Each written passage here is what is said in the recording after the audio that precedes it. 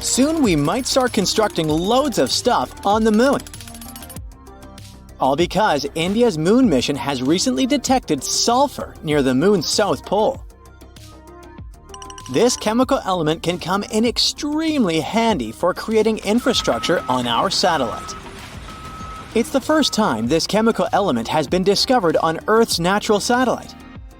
This sought-after element is mostly found near Earth's volcanoes. Its appearance on the moon speaks volumes about the satellite's volcanic history and its past atmospheric conditions. The mission's rover detected this chemical element less than a week after touching down around 70 degrees from the moon's south pole on the 23rd of August, 2023. This historic landing on the lunar surface made India the fourth country to safely land a mission on the moon. It's also the first spacecraft to touch down so close to the south pole of our satellite. It's an area of strategic importance because it's believed to be home to deposits of water ice. If it turns out to be true, future missions might be able to harvest it and turn this water ice into drinking water or even rocket fuel. For 2 weeks, the lander carried out the data collection, mainly focused on the analysis of the moon's soil and its extremely thin atmosphere. Meanwhile, the solar-powered Pragyan rover started its quest to find frozen water on the moon. As for the lander, it demonstrated another amazing feat on the 3rd of September. The spacecraft fired up its engines and lifted itself for about 16 inches into the air. Then it made a tiny hop to land 12 to 16 inches away from its original position. It's kinda a big deal. Being able to get a lander back off the surface of the moon is essentially for future missions, showing that they can safely return soil samples or even astronauts back home after a lunar mission. In September, the Indian spacecraft was put into sleeping mode. The 14-day-long lunar night was approaching, and the spacecraft wasn't designed to collect scientific data during this period of time.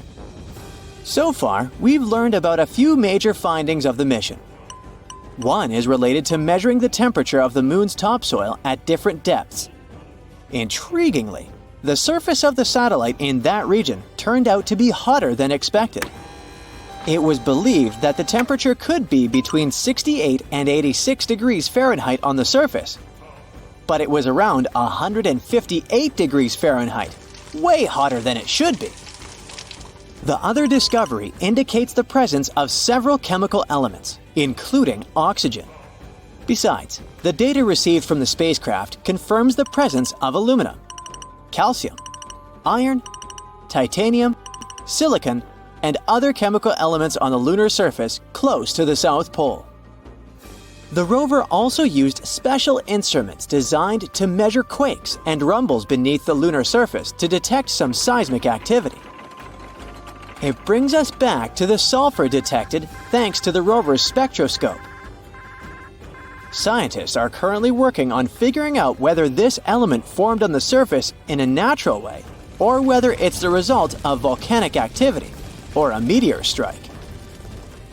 Another astonishing thing found on the moon is a rock, and it may be the oldest known Earth rock. A 0.7-inch wide chip included in a large rock collection brought to our planet by Apollo astronauts might actually be a 4-billion-year-old fragment of Earth. This finding could help us paint a better picture of the intense pounding early Earth got at the dawn of its life. It could go like this. Soon after the rock formed, an asteroid impact might have blasted it from Earth. At that time, our planet's satellite was 3 times closer to Earth than it is today. The collision was so powerful that this chunk of terrestrial rock found its way to the moon. Later, this fragment got engulfed in a lunar breccia, a motley kind of rock. Eventually, the rock was brought back home to Earth by Apollo 14 astronauts. Even though scientists had found meteorites coming from Mars and the moon before, it was the first time a rock from the moon turned out to be a terrestrial meteorite. They also found out that the rock had formed in a water-rich environment at temperatures and pressures corresponding to those at around 12 miles beneath the surface of our planet.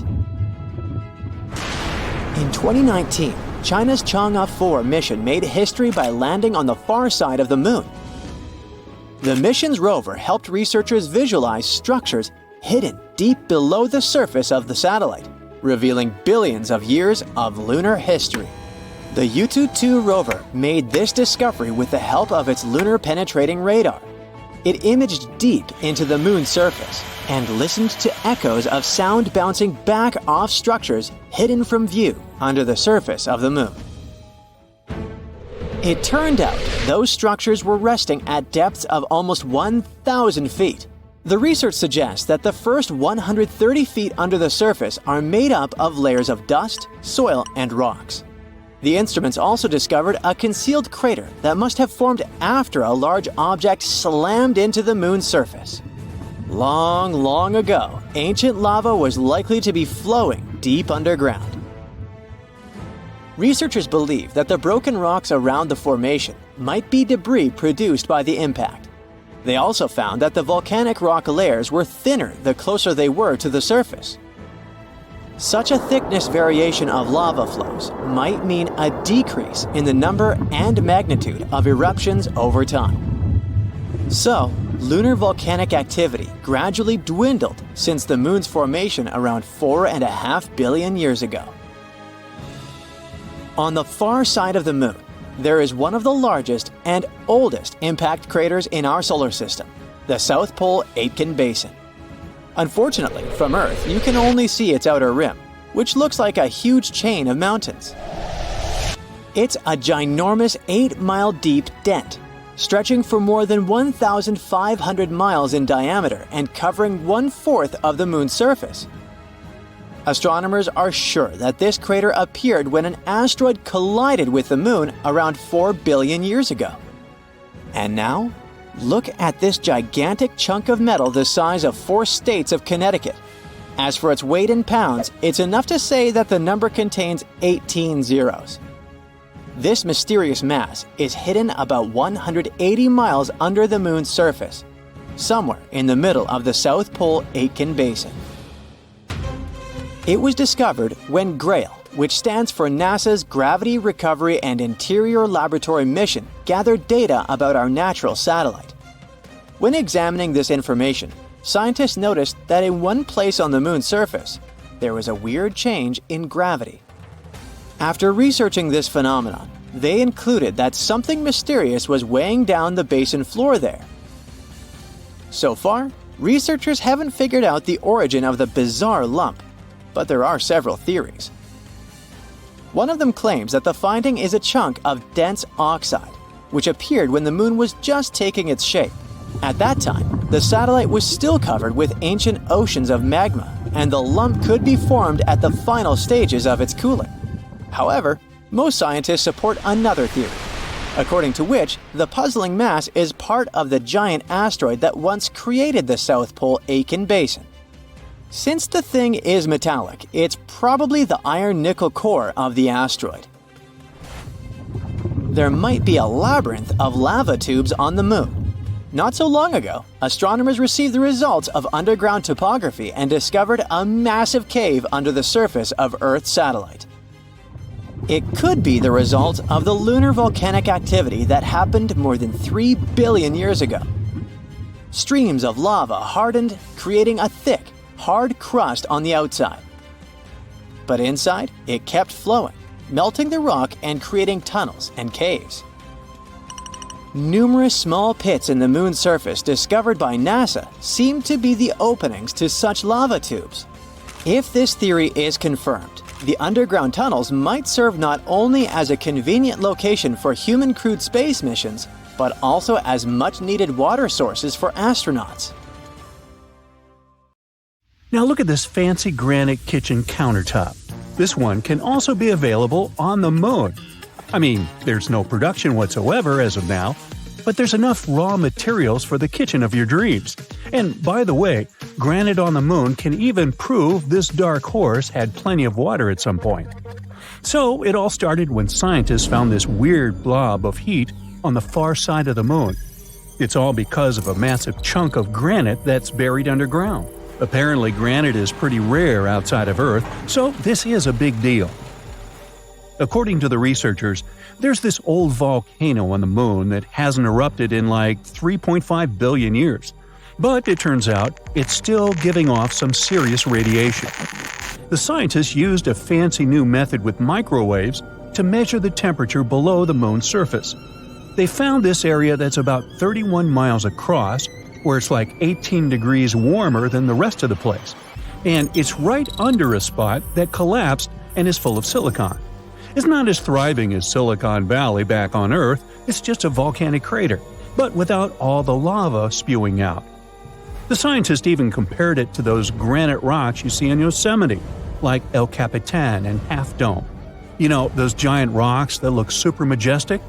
Well, apparently, they're made of the same stuff. Researchers claim that granite is super common on Earth, but not anywhere else in our solar system. So, this could change everything we know about other rocky planets. Right, now we know there's granite on the moon, but why is that important to us? So, you know how granite forms on Earth? It's all thanks to water and plate tectonics teaming up to create these huge blobs of melted rock beneath the surface. But guess what? The moon doesn't have any of that action going on, which makes granite super rare up there. But this discovery could give us some clues about what the moon was like back in the day when it had volcanic activity. Without water, making granite becomes a real challenge. But somehow, someway, they found granite on the moon. No water, no plate tectonics, but still, we got granite. So what does that mean? Did the moon have water in this one spot? Or was it just ridiculously hot? I guess we'll need to give a tad more time for the scientists to figure it out. The water on the moon is an issue, though. Duh. As of now, the moon is bigger than the Sahara Desert, but somehow 100 times drier. Astronomers have been debating for ages whether there's any water on this celestial neighbor of ours. But in 2020, NASA's SOFIA mission finally confirmed that there is indeed water on the sunlit part of the lunar surface. Turns out those grains of lunar dust have little molecules of H2O hanging out on them.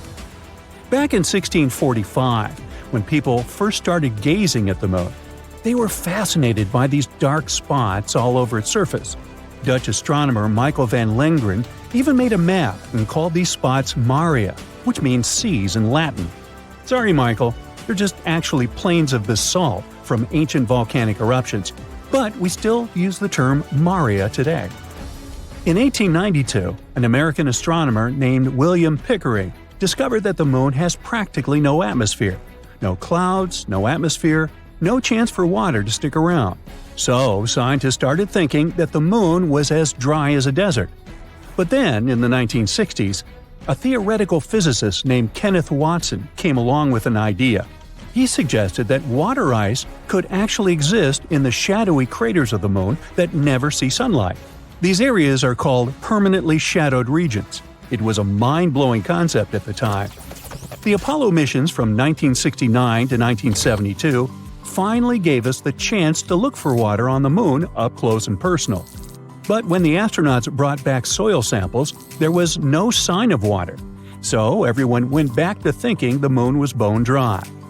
However, in 1994, NASA's Clementine mission suggested that there might be ice in these shadowed craters after all.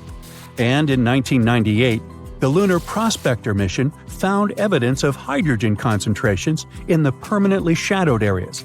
This was a strong indication of water ice at the lunar poles. The images weren't super clear, but it was still an exciting discovery. And finally, in 2008, scientists decided to take another look at those Apollo samples. They revisited the old data and found some hints that there might be water after all. It was like finding buried treasure in your own backyard. As you can see, the moon is a pretty promising destination. It even has enough stuff to produce your food supplements – calcium, magnesium, you name it.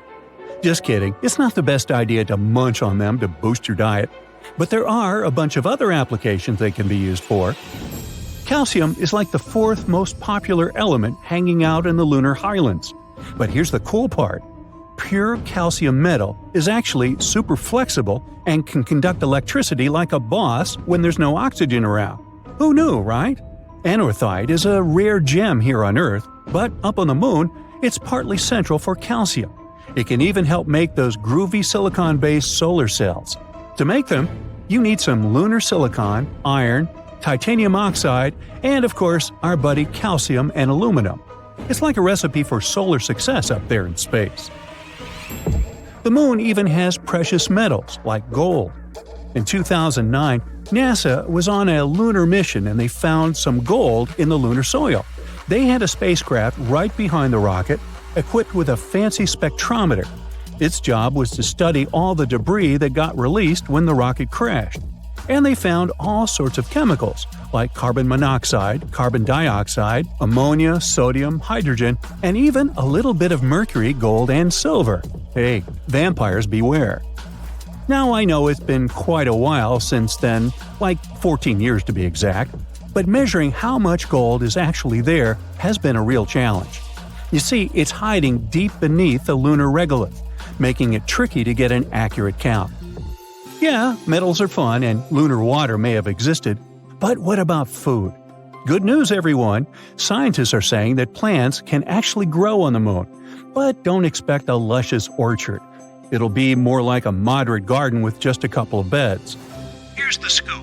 A while back, those awesome Apollo astronauts collected samples of lunar surface material called regolith and brought them back to Earth. Fast forward 50 years, and NASA decided to use 3 of those samples to try growing plants for the very first time. They used dirt from under the lunar rover bumper to grow these plants. The team added water and seeds to the samples, giving each plant a gram of regolith. Then they placed them in a clean room and added nutrient solutions every day. And they succeeded. During that challenge, the brilliant minds dealt with small plants like mustard greens in the nutrient-poor lunar soil. Yeah, we'll have to export olive oil from Earth to dress it. So, plants can indeed grow in the Moon's soil. However, they won't be as strong and healthy as the ones grown on good old Earth soil, or even the ones in the control group grown in a lunar simulant made of volcanic ash. But hey, it's just a start. We're still to find out if our dear Moon is hiding more treasures. Technological progress does not stand still, and over the past decade, the resolution of images of the lunar surface has improved greatly. Many pits have been discovered on the surface, and some of them are really impressive in size. The largest are hundreds of feet deep. However, technology is not yet advanced enough for us to study the bottom of such pits in detail. That's why a recent discovery is surprising. It turns out that huge pits can extend deep into the rock of the Moon. It's a groundbreaking discovery. Let's figure out why. So look at this giant underground cave. Leonardo Carrere and Lorenzo Bruzone from the University of Trento were thrilled to finally confirm the existence of such structures on the Moon. They analyzed images taken by the mini RF instrument on board the Lunar Reconnaissance Orbiter in 2010. The original images didn't have excellent resolution, so the authors had to do a huge amount of work, using modern data analysis and modeling techniques.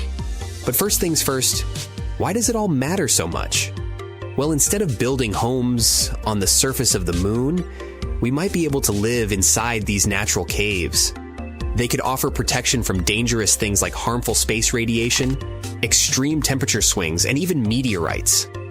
According to planetary geologist Wes Patterson from Johns Hopkins, even though we'd still have to bring materials from Earth to make those caves habitable, using them would be a lot easier and cheaper than building bases on the surface. Based on the collected data, the cave is about 150 feet wide and up to 260 feet long, which is just a bit smaller than a football field. It's located in a deep pit called the Mare Tranquillitatis Pit, which likely formed when an ancient lava tube collapsed. Although the Moon has no active volcanoes today, billions of years ago, its surface was covered with lava that flowed through valleys, carving out these tubes below the surface. Over time, some of the lava tubes became unstable and collapsed, creating pits like the one in question. NASA's Lunar Reconnaissance Orbiter, LRO, has already found more than 200 of such pits on the Moon. It means there could be hundreds of hidden caves waiting to be explored on our satellite. When publishing their findings in Nature Astronomy, the researchers suggested that the caves could offer future astronauts a safe place to live and work, protecting them from the moon's extreme conditions. And extreme they are. One of the biggest challenges of living on the moon is its temperatures. The lunar surface gets extremely hot during the day, reaching about 250 degrees Fahrenheit, and then the temperature drops below minus 200 degrees Fahrenheit at night. But inside the caves, the temperature could stay much more consistent. A separate study done in 2022 used computer simulations to predict that some of those caves could maintain a comfortable temperature of about 63 degrees Fahrenheit. Much easier to manage, right? Unfortunately, getting to the caves won't be easy.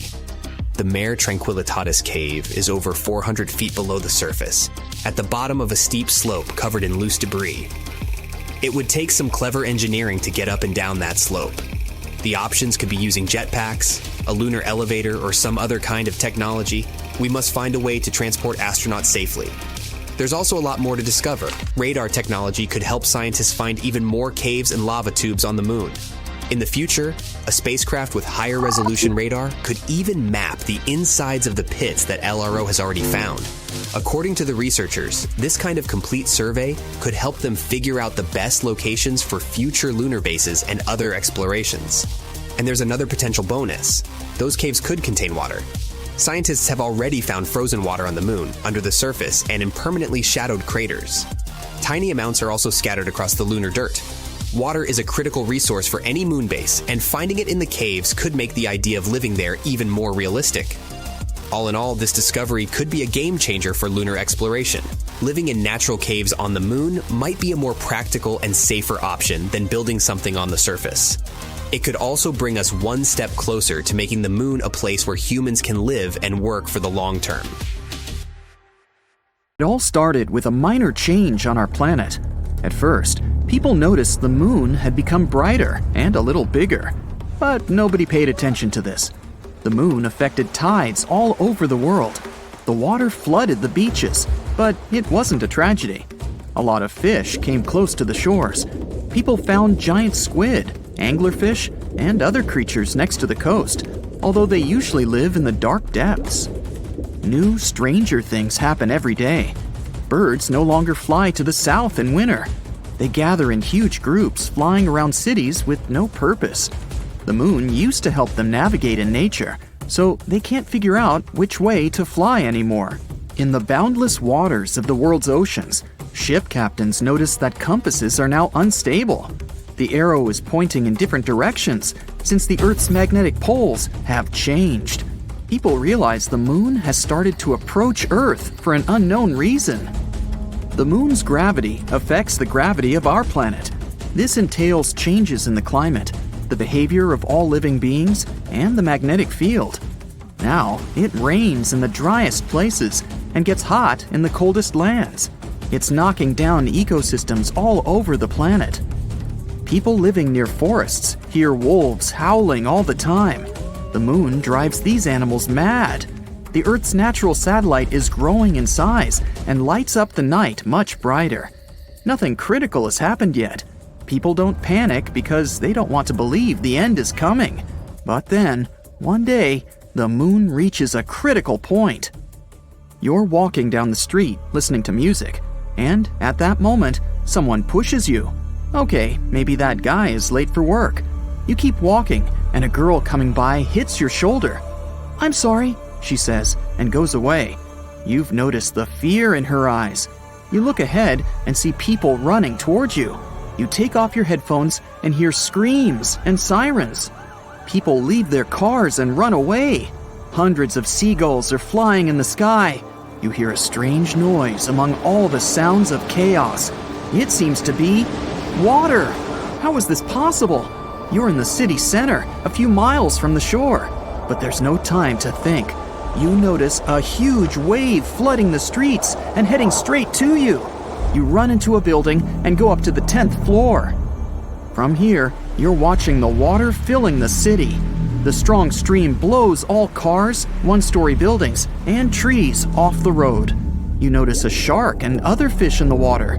People are hiding in houses and on the roofs. The whole city is quickly plunging into a catastrophe. The TV is working in the building where you're hiding. You learn that floods are occurring all over the world. Massive tsunamis cover coastal cities. In some places, waves reach the height of a 30-story building. Many towns have been washed off the face of the earth. The moon is too close to Earth, and massive floods are just the beginning. The moon flies around Earth and helps to keep our home on its axis. The moon provides climate stability and helps living organisms develop. But now, this balance is broken. The moon is approaching and changing our planet's gravity. Earth can tilt slightly to the side and provoke massive floods around the world. Imagine that you're holding a round glass of water. Tilt it a little. See how the liquid moves from one side to another? The same thing is happening now with the oceans. But the moon is not just approaching us. It's flying around the planet and getting closer with each circle. It causes natural disasters in different locations on Earth all the time. Now the ocean floods one side, and a few hours later, another.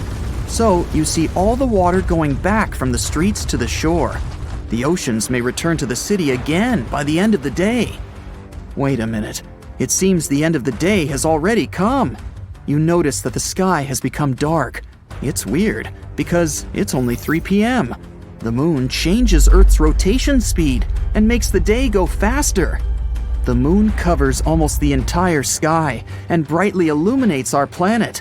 You see huge lunar craters. It's so close that you can still see it even when the sun shines. In some places, the passing moon obscures the sun.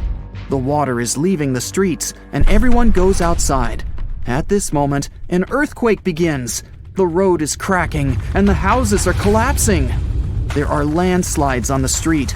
Tectonic plates are shifting all over the planet. Imagine two magnetic balls that are approaching each other. So, one ball is the moon, and the second one is Earth's core. What do you think will happen to what's above the core? That's hundreds of thousands of miles of the Earth's crust. And now, it's all moving. Destructive cracks are emerging all over the world. The planet's highest mountains break down and turn into a pile of stones. The seabed cracks and releases magma from the underground depths. Volcanoes wake up and erupt magma. Clouds of volcanic ash cover the sky from the sun and the glowing moon. But the scariest thing is still ahead. A collision is inevitable. The moon flies around the planet like a ball in a round glass with a hole in the center. This force drives clouds all over the planet. Now there's a thunderstorm, but in 5 minutes, it will be snowing. Then the night comes, and it starts raining. Water droplets consist of mud and volcanic ash. It's difficult for people to breathe without gas masks. Atmospheric pressure is constantly changing. Some people experience severe migraines, and some have sore joints. But there's no time to think about your health. Humanity needs to figure out how to save itself from the collision. A new gravitational order will come when the moon crashes into Earth. Continents will change their shape. They will combine into one giant piece of land or split into 100 smaller ones. The energy of the collision can burn all the oxygen in the atmosphere and make the planet unsuitable for life. Hiding underground also makes no sense because of deep earthquakes. People decide to spend their last hours with loved ones and their families. The moon is getting closer. It's now at the same distance as the International Space Station. The moon covers the sky. Many cities are in the shadows because of the waves. Tsunamis, several miles in height, crash down on the ground. Millions of tons of magma collide with the ocean. Billions of gallons of water just evaporate. Moisture rises into the air, mixes with ash, and floods the land in the form of giant cumulus clouds. You've accepted the complete destruction of the planet. But something strange happens to the moon at this moment. You notice giant cracks appear on it. The moon slowly begins to divide into 2 parts. Both halves crumble into hundreds of large pieces. It's just falling apart. The Earth doesn't have a natural satellite anymore. It's just a pile of giant space rocks. But why is this happening? There's a space around our planet called the Roche limit. In this place, the gravity of Earth is stronger than that of the Moon. This means that the forces holding the Moon together are weaker than those that tear it apart. People are cheering. The Roche limit has saved the planet. The Moon won't hit us. It breaks up into millions of fragments and forms a circle around our globe. Now, Earth looks like Saturn. A belt of moonstones surrounds us. Huge chunks destroy everything in their path, all the space debris. The satellites are no longer working.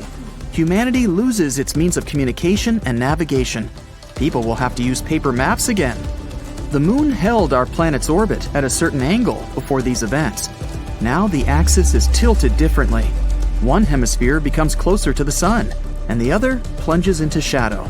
The North Pole and the Arctic may turn into hot deserts, and the equator of the planet may be covered with ice. Winter and summer can last for years. The Moon's remnants fly around Earth, but some of them fall on our planet. Lunar meteor showers destroy cities and create giant craters. All these events lead to the massive destruction of life on Earth. It will take hundreds of thousands of years to adapt to the new world. People stop their cars on the highway, get out of them, and lift their heads in wonder. In the cities, everyone takes to the streets. Balconies and rooftops of houses are full of people staring at the Moon in shock. It's red. Some people scream that it's the end of the world. Some seek shelter. Indeed, the usual white moon now looks like it's been doused in red paint. There's no need to be afraid if you see such a thing. On the contrary, enjoy the view, because you have witnessed a rare astronomical phenomenon. This is a total lunar eclipse. Here's the Sun. It's in the center of our solar system. Mercury, Venus, and here's Earth and the Moon. The Earth takes 365 days to orbit around the star. At the same time, the Moon revolves around the Earth and completely orbits our planet in 27 days. The Earth creates a shadow zone, and sometimes the Moon passes through it. The shadow is cone-shaped and gradually narrows. The Moon is 238,000 miles away. That's like 9 lengths of the equator. At this distance, the width of the shadow is about 2.6 times the width of the Moon. When the Moon is in this zone, direct sunlight doesn't reach it. That is, it should have disappeared, but instead, it becomes red. All because the Sun's rays pass through the Earth's atmosphere. They scatter, and most of the blue light disappears. But the red and orange rays continue and hit the surface of the Moon. Voila! You see a phenomenon called the blood moon. By the way, this curvature of light occurs at sunsets and dawns. The atmosphere scatters the blue light, and you see a red and orange sky. If you were standing on the surface of the Moon during a total lunar eclipse, planet Earth would be exactly between you and the Sun. So you would be able to observe the solar eclipse. The surface of the Earth would become entirely dark for you. All you'd see would be the Sun's corona illuminating the edges of the planet. The Earth from the surface of the Moon is almost the same size as the Moon from the surface of the Earth. Such a red eclipse of the Moon is rare because several factors must coincide. One of them is that the Moon must be full. Usually, you can see 2 total lunar eclipses a year. In 2038, you'll be able to see 4 such eclipses, and the eclipse itself can last up to 108 minutes. But this is rare, and the last time such a long blood moon was seen was in 2000. Many years ago, people didn't know so many facts about our satellite, and the sight of a red moon frightened them. It was a bad sign and a harbinger of trouble. People who knew the schedule of eclipses could take advantage of it. For example, Christopher Columbus had an astronomical almanac and knew when the next lunar eclipse would occur. He frightened the inhabitants of the Caribbean islands when he predicted the red moon. Once upon a time, the moon used to be a red ball of lava.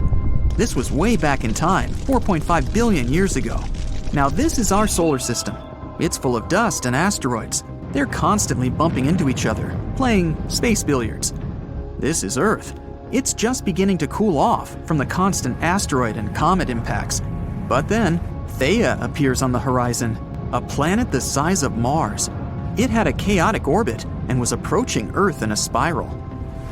A collision was inevitable, and at one point, one of the biggest crashes in our solar system occurred. Theia struck the Earth at an angle. It ripped out part of the Earth's crust and threw it into space. The Earth, in turn, absorbed part of the planet that rammed it. The debris from the collision circled the Earth for a long time. They were a kind of ring, almost like Saturn's. Debris in orbit collided and piled up around a common center of gravity. And that's how the Earth got the Moon. There's a theory that this collision helped give birth to life on our planet. Theia hit the Earth at a perfect angle. If the crash had been head-on, both planets would likely have been destroyed in a massive explosion. If the impact had been tangential, then there wouldn't have been enough debris in Earth's orbit to form the Moon. But we got the lucky ticket. The Moon stabilized the Earth's rotation. The collision shattered the planet's solid crust and allowed oceans to form. Remember, water is the basis of life. When the cores of Earth and Theia merged, we got a powerful magnetosphere. This protects all living organisms from solar radiation. The Moon, along with the Sun, controls the tides. Its gravity seems to draw water to it from the Earth's surface. The Sun does the same thing.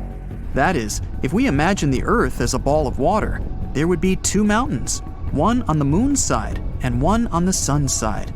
And as the Moon moves around the Earth, this mountain of water moves with it. If you were in the open ocean with a tape measure, you would see that the Moon is attracting water to itself by about 4 to 6 inches. The Moon is gravitationally locked with the Earth. That's why it's always turned to us with one side, like Mercury and the Sun. But the Moon doesn't stand still. It's gradually moving away from our planet, about 1.5 inches a year. Not quickly, but in about 600 million years, it will have shrunk in our sky so much that we won't be able to see lunar eclipses anymore. Do you see this crater? It's Tycho. It's visible during a full moon because of these bright rays that extend thousands of miles from its epicenter. This is the youngest crater on the Moon. Scientists say it appeared there due to a meteorite impact about 109 million years ago. At that time, dinosaurs were roaming the surface of our planet, and they may have seen the impact. It was most likely accompanied by a big explosion and looked like a salute in the night sky. Humanity loves to explore the Moon. We've sent a bunch of missions there. A total of 12 people have set foot on the surface of the Moon. The gravitational force there is 6 times less than on Earth. So, if the average person on our planet weighed about 180 pounds, on the surface of the Moon, the scales would only show 30 pounds, like the weight of an average dog. That's why the astronauts moved, jumped, and fell so strangely there. And you would be 6 times stronger on the surface of the Moon. Here on Earth, the average person could lift about 130 pounds, but on the Moon, you could raise a big motorcycle or a grizzly bear. The surface of the Moon is covered with regolith. This is the lunar dust that covers the solid ground. Such dust is good at preserving footprints. Here's the most famous footprint, which gave birth to many crazy theories. Here's the footprint, and here's the shoe that left it. But the shoe is completely flat. This is explained simply. The astronauts wore extra boots for walking on the lunar surface. They have exactly the kind of sole that left these marks. In addition to the footprints, we left many fascinating objects on the Moon. Several lunar rovers, a golf ball, flags, and human waste. There's also a lot of broken satellites and rocket parts. All in all, about 413,000 pounds of human-made objects are there. That's the weight of 3 passenger planes, or 31 adult elephants. In the future, we plan to resume missions to the Moon. New landers will explore the surface of our satellite to find natural resources there. It's also a great place to test new rovers. We're even going to build something like the International Space Station in the Moon's orbit, the Lunar Orbital Platform Gateway. It'll be a convenient platform for exploring our satellite and launching spacecraft into distant space. If you start from here, the spacecraft won't need to spend almost all its fuel to overcome the force of Earth's gravity. So, such a station would save fuel and money. Scientists hope that we'll be able to mine water from the Moon's surface. It's been proven that there's ice there, mostly at the bottom of craters where the sunlight doesn't reach.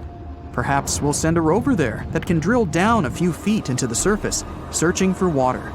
Humanity already has the technology to build a full-fledged colony there.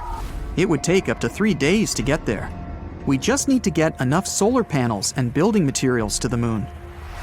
There's no atmosphere on the moon, so potential lunar inhabitants would be defenseless against solar radiation. We would have to build houses underground to provide protection. Modern 3D printers will help make construction easy and fast. However, food and water supplies can only be maintained by constant supplies from Earth. The same goes for oxygen. Each rocket launch costs millions of dollars, so for now, colonization of the moon is in question. The moon could also become an object for space tourism. Imagine a spaceship launches from Earth, 3 days on the road, and you're orbiting the moon. The lunar module undocks, and you land on the surface.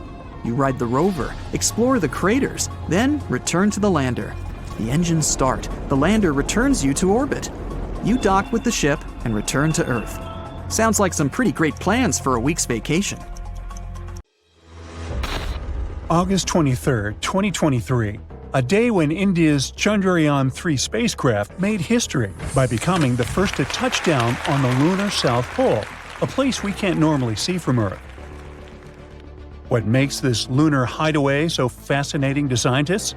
Well, it turns out it's hiding something precious: lunar ice. This place is believed to be more abundant with this ice than what we found up north. And it's not hard to see why scientists are so buzzed up about it. It's a frozen water source, and it could become our key to building a permanent lunar home, or even fueling missions all the way to Mars. Scientists knew about this ice for over 2 decades, since the NASA spacecraft accidentally stumbled upon it during one of the missions. Then in 2018, NASA triumphantly declared that they're 100% sure about it. They said that the south pole of the moon is abundant with water. Now, picture this. Future lunar settlers could tap into this water supply. It could help us sustain life in the barren lunar landscape. Plus, by cleverly splitting the water into oxygen and hydrogen, we could receive both air and rocket fuel. All this will make moon missions more feasible and self-sustaining. It's also a great glimpse into the past. This ice, maybe as old as the moon itself, could unlock the moon's and Earth's deep mysteries. But it turns out that water isn't rare in space at all. There might be lots of planets out there where life could thrive. We know this because we started finding water vapor around stars, and this water is remarkably similar to the water in our own solar system. This discovery suggests that the water on Earth originally came from space. Water forms around stars in the cloud of extremely hot vapor. Then it turns into ice and sticks to tiny dust particles. These particles stick together over time and become bigger objects, like comets, planets, and other things. Some of these become comets and planets in our own solar system. And this is how water is being spread across the universe, and it may be how it got to our planet and the moon too. Scientists think that the lunar ice might have journeyed here eons ago. Maybe it hitched a ride on water-rich asteroids that smacked into the moon's surface. All this has big implications for us. The southern pole is an ideal canvas for humanity to establish a real moon base. Imagine brick domes connected by secret underground tunnels. They'll be bustling with people busily operating computers. Some others will be cruising the lunar landscape in their jeeps or on their way to mine precious resources. We have some pretty cool ideas on how to build this. First, you probably imagine hauling hefty and water-draining shelters all the way from Earth. But maybe there's a more effective way. Think about our history as a civilization. Every time we ventured to a new place, we surveyed the surroundings for available resources and used them to survive and thrive. This is how we spread across our own planet. So why shouldn't we spread across the moon the same way? Now, you might wonder what resources the moon might offer.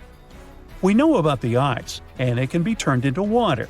But we can clearly see that our planet lacks lush greenery and edible food. Well, it might not be obvious, but the moon does have something to offer: mineral resources and sunlight. Unlike Earth, where the sun rises and sets, The lunar poles offer quite a beautiful sight. The sun gracefully orbits the horizon the entire day, which means it can provide an almost uninterrupted source of power. Imagine living in a world bathed in perpetual sunlight. I'm sure the solar panels will love it. Me? Not so much. Still, we could use not only the sun's light, but also its heat. Honestly, we should just use everything. If we're left with spare metal while producing oxygen, find a purpose for that metal too. We need to treat the environment responsibly, not only on Earth, but on the Moon as well. Which is why scientists are learning how to turn the Moon's most abundant resources, regolith, into sturdy bricks. They've been quite inventive in figuring out how to create moon bricks. Scientists want to use the sun's heat to melt lunar dust, layer by layer, essentially creating a 3D printer for moon dust. Engineers have also cooked up bricks using solar ovens and zapped lunar soil with microwaves. They become quite adept at it. So yeah, perhaps we're going to establish a little brick factory on the Moon and build regolith houses. It's like Minecraft in real life. As soon as you find some cool new material, you gotta build a tiny house with it. If successful, these bricks could be used to construct entire buildings, potentially covering inflatable modules or giving new life to abandoned landers. So, will astronauts need to become skilled bricklayers? Well, they won't do everything themselves. We'd have to create a small automated system involving robots working collaboratively. Humans will, of course, oversee the construction site. Despite all this automation, scientists believe that living on the Moon is going to be, well, call it cozy. The designs may involve stacked living quarters or multi-purpose areas. However, there would be some challenges too. On the Moon, things get extreme. Imagine scorching temperatures that can go up to 212 degrees Fahrenheit during the day, and at night, they plunge down to a chilly minus 290 degrees. And it's not just the weather. The Moon gets relentlessly exposed to solar radiation, cosmic rays, and micrometeorite impacts. All these things gradually wear down anything on its surface. Another big challenge is the lunar dust. On the Moon, there's no air to breathe, and the dust there can cause problems. And this one isn't only regular dust. It's super clingy and can even make astronauts sneeze and have watery eyes, as if they're having a lunar hay fever. It can also damage equipment and spacesuits.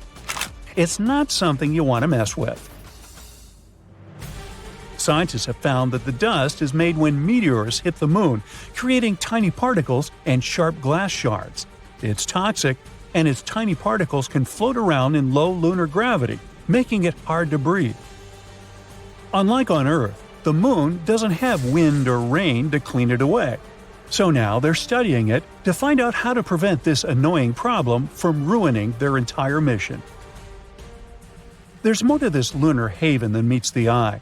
Scientists also want to delve into the mysteries of low-frequency electromagnetic waves there. These waves are whispers from the far reaches of the universe. These elusive signals have remained hidden from us for ages. We only caught some cacophony of radio and other background noise, but that's it. On the Moon's dark side, however, we can finally record and study them. Studying these waves will help scientists to unlock the secrets of the universe's origins. It's not just about the Earth or the Moon. We're talking about peering back to the very beginnings of our world. Our new lunar lab might help us to forever reshape our understanding of the cosmos. So, NASA has some big plans on the Moon now. Their Artemis mission completed a successful return to Earth in December 2022 after nearly a month in space. It ventured far beyond the Moon. This mission proved the capabilities of some of our recent technological developments that will help us explore Mars. The goal of Artemis is to establish a lasting presence on the Moon. They want to create a gateway, like a space station in orbit around the satellite, to help with the landings. Artemis 2 is set to carry astronauts to lunar orbit in 2024, and during Artemis 3, which should take place in the mid-2020s, 2 astronauts will touch down near the Moon's south pole. It's quite possible that the lunar base will be built within the next couple of decades. So, stay tuned. So Mars has two moons, Phobos and Deimos. And apart from the bizarre shape, there's nothing remarkable about them, except for one thing. Not so long ago, scientists discovered a strange phenomenon on the surface of Phobos, and they still can't find any explanation for it. What is this phenomenon, and what does it tell us about the history of our solar system? Let's find out. American astronomer Asaph Hall discovered Phobos and Deimos back in 1877. Did you know that all the planets in our solar system are named after Greek and Roman deities? For example, Mars or Ares is the famous deity of war. That's why the satellites of this red planet were named after the sons of Ares, Phobos and Deimos. These beautiful names actually have creepy meanings: fear and horror. In 1971, NASA's Mariner 9 telescope took the first pictures. That's how we found out that these guys weren't at all like our moon. They had this weird shape, a strange and unstable orbit. Moreover, there are no other moons in the solar system that move as close to their parent planet as these two. Well, they are its sons after all. But even though they are very close to Mars, if you were standing on the surface of the red planet, you would hardly be able to see them. That's because the curvature of Mars hides Phobos and Deimos from view. Even if you were somewhere on the equator, Phobos would look like an ordinary asteroid to you, and Deimos would look like a star. All because these satellites are basically crumbs compared to our moon. They're the smallest and least bright moons in the entire solar system, which is ironic considering their mighty names. Anyway, it seems that everything should be pretty clear with these two satellites. But nope, there's a problem. You see, scientists reconstruct the history of space based on the traces found on different space objects. Dents, scratches, cracks, all these things can tell us what happened billions of years ago. For a long time, scientists were sure that, just like their Greek prototypes, Phobos and Deimos were twins. But then, NASA's Viking orbiter took new photos of the satellites, and that's when they discovered a significant difference between the two. The entire surface of Phobos was covered with huge grooves. Those were a series of long, deep pits stretching from one end of Phobos to the other. You may say, what's the big deal? All space objects have this kind of stuff on them. And yeah, there are other satellites with similar grooves and scratches, but none of them has as many as Phobos. It's completely covered in grooves, and they're huge, up to 12 miles long and 660 feet wide. And that's not all. Some of these grooves intersect with others. This means that Phobos has experienced not one, but many traumatic events. But what exactly happened to it? Actually, scientists are still not completely sure. However, they have a few ideas. And these theories can tell us not only about the past of Phobos, but also predict its future. Theory 1. Asteroid impact. Well, the first suspect is quite obvious. There's a large, almost 6-mile wide crater on Phobos. It's called Angeline Stickney. It was named after the wife of Asaph Hall, the scientist who discovered the satellites. Adorable. So that's what the first theory sounds like. Once upon a time, an astronomical body crashed into Phobos. The impact was so strong that it left a large crater. And the effect of the collision left a bunch of grooves everywhere on Phobos. It sounds logical at first. However, scientists have noticed a flaw in this theory. They learned that these grooves actually formed not inside the crater, but next to it. So it wasn't a collision that created them. Besides, what about those grooves that intersect with the others? Or is it just a big cosmic coincidence? Well, the search for truth continued. Theory 2. It's all because of space debris. Yes, there's a difference between these two theories. In this case, the grooves aren't a direct consequence of the collision. Rather, it goes something like this. Something crashed into Phobos. This impact caused a bunch of rocks to be thrown into space. Some of them were lost in the universe forever, but others were small enough to be pulled back to Phobos. Passing next to the moon at a steep angle, they would crash into it, jumping away, and so on. And since the gravity of Phobos is very weak, perhaps they couldn't stick to it. In other words, these rocks were continuously pulled toward and pushed off of the satellite for many, many years. This theory explains the intersecting grooves. It's because the rocks were constantly falling into those places. It sounds quite logical, but there's another problem. We don't see any boulders on Mars or on the surface of its moons. But all this debris was supposed to get trapped by gravity and remain somewhere in the planet's orbit. This, or simply become part of Phobos. In other words, if this were true, we'd find evidence of this theory under layers of dust. But that didn't happen, so this explanation didn't satisfy astronomers either. Therefore, they continued to look for the culprit. Maybe the grooves have nothing to do with Stickney Crater at all. Maybe the real culprit is something else, something even more powerful. Could it be Mars itself? Theory 3. Mars is a twist villain. The previous theories imply that Phobos and Deimos were originally pieces of Mars. Like once upon a time they broke away from it and became satellites, just like our moon. But what if that wasn't the case? Observations made by NASA's Mars Global Surveyor show that Phobos and Deimos are made up of elements which are mainly found in meteorites and asteroids. So, what if Phobos and Deimos are asteroids?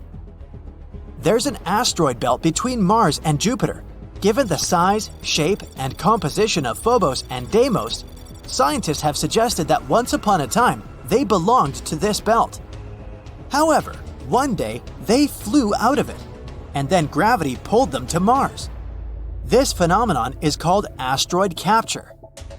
It's very strange though. Yeah, the asteroid capture isn't uncommon, but these two have been flying next to Mars for what, billions of years? It's weird that their orbits have remained the same. In addition, the atmosphere of Mars is very rarefied, and because of this, it could hardly capture any asteroids.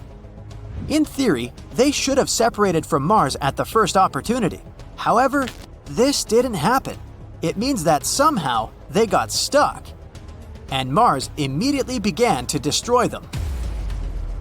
Yep, an unexpected twist. In this version, Mars turns out to be a villain. By studying the past, we've found some evidence of future crimes. The mysterious grooves of Phobos could be caused by tidal forces between Mars and Phobos. The Moon and Earth also exchange these, slightly distorting each other. But since Phobos is much closer to Mars, the impact of gravitational forces is much stronger.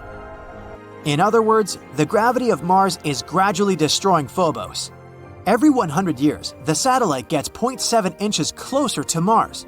It also shrinks as much as 6.5 feet, becoming even more fragile and weaker.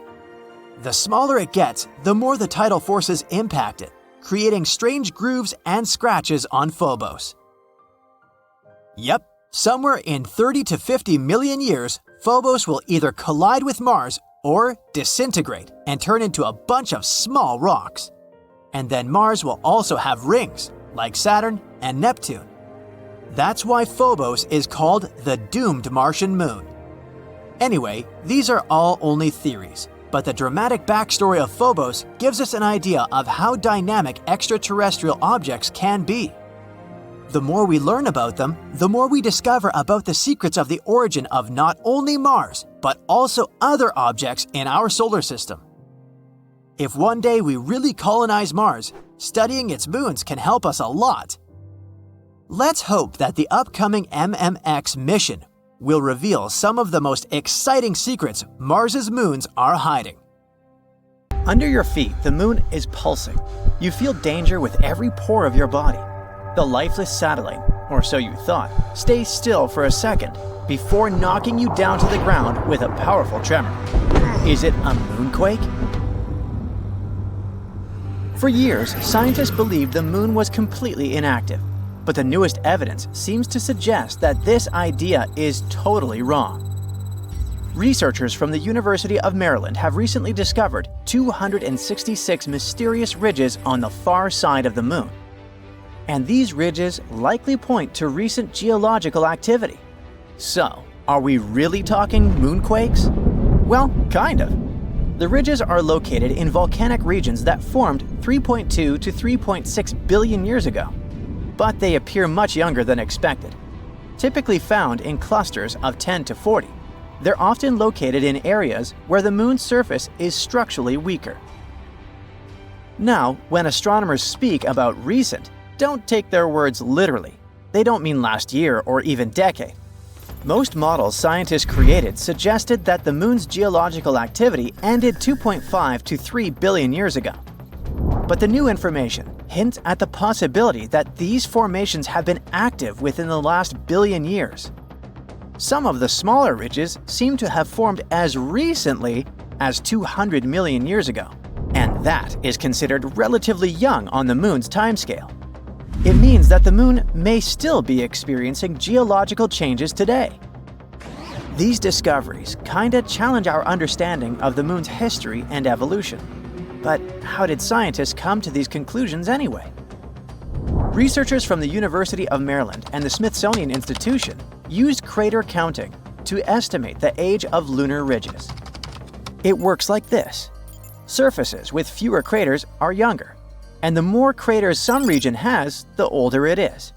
Plus, the analysis showed that some ridges cut through already existing craters, meaning they likely formed around 160 million years ago. In geological terms, this is very recent, suggesting that these ridge-forming processes may still be happening. Another cool thing is that the ridges on both the near and far sides of the Moon are similar, which means they may have formed through the same geological processes, having been shaped by the same forces. These forces might include the Moon's gradual shrinking, thermal contraction, and shifts in its orbit. We'll talk about it a bit later. Another argument supporting the idea of a still active Moon is decades-old data from the Apollo missions. They had already detected shallow moonquakes with the Apollo Lunar Seismic Experiment, recording 28 quakes ranging from magnitude 1.5 to 5. Researchers believe that these ridges may be linked to similar seismic activity. Now, about that bizarre shrinking of our natural satellite. Scientists believe the Moon formed about 4.5 billion years ago when a Mars-sized object collided with early Earth. This catastrophic impact likely sent bunches of superheated material into space. Eventually, they came together and formed the Moon. In its early years, the Moon was just a molten world, shaking from intense volcanic and seismic activity. So, the Moon used to be a molten mess floating through space. But when did it actually solidify? Scientists have finally figured it out, 4.43 billion years ago. This was a huge turning point, not just for the Moon, but for Earth too. After all, the giant impact that formed the Moon might have also been the final blow that made Earth stable enough to support life. In any case, billions of years passed. The Moon gradually cooled and contracted. And now look at this modern-day rocky sphere illuminating our nights. But the Moon isn't completely rigid yet. It still keeps cooling. And this slow cooling of its core might be one possible reason for the Moon's continued activity. As it cools, the Moon's interior contracts, which leads to cracks and shifts in the crust. One of the clearest signs of this contraction is found in the lunar maria. See these large, dark patches on the Moon? Those are called maria, areas formed when lava filled ancient asteroid impact craters and then solidified. Then, over time, the cooling and contracting crust created these wrinkle ridges. Another factor of the ongoing geological activity could be the Moon's gravitational interactions with Earth. Such non-stop powerful interactions likely create surface stress and trigger tectonic movements. It's all good and exciting, but can this activity on the Moon actually affect humans? In a sense, it can. The Moon has long been seen as a stable place for future bases and resource extraction. But the discovery of this ongoing geological activity is pretty worrying. If the surface is still shifting, future settlements, infrastructure, and mining operations could face serious risks. That's why, at the moment, we need seismometers and ground-penetrating radars to better understand these movements. It will allow us to assess potential dangers before any long-term missions begin. By the way, there's another potential problem future lunar missions might have to deal with, and it's moon dust, aka regolith. Apollo astronauts quickly learned that this jagged, sticky dust gets everywhere and can damage suits, equipment, and even health. A new study from Texas A&M engineers found another problem. When rockets land or take off, they kick up regolith, which can become a collision hazard, especially with many spacecraft bringing crews and cargo to the moon. Lunar regolith comes in all sizes, from tiny dust particles to large rocks. The main ingredient in moon dust is fine silicate materials, about 70 microns in size, like a human hair. They formed over billions of years as meteors and asteroids smashed into the moon's surface, grinding much of it into powder. Unlike Earth, the moon has almost no atmosphere. It's incredibly thin, so there's no wind or water to smooth out the dust. On top of that, constant exposure to solar wind has given the regolith an electrostatic charge, making it stick to anything it touches. Apollo astronauts quickly found this out the hard way. Moon dust clung to their suits, got trapped inside their landers, and stuck to everything. Worse, it became a health hazard, causing eye irritation and breathing problems inside their spacecraft. But at the moment, it seems like a problem for future us. A much more important issue is finding water to support future missions, and China is going to deal with it. It's getting ready for a big mission to look for hidden ice on the moon. As part of the Chang'e 7 mission in 2026, a flying robot will explore deep craters at the moon's south pole, where ice might be trapped. If they manage to confirm it, this could be a game changer for future lunar missions. Astronauts will have a water source and even fuel for space travel. The mission is a key step in China's plan to land astronauts on the moon within 5 years.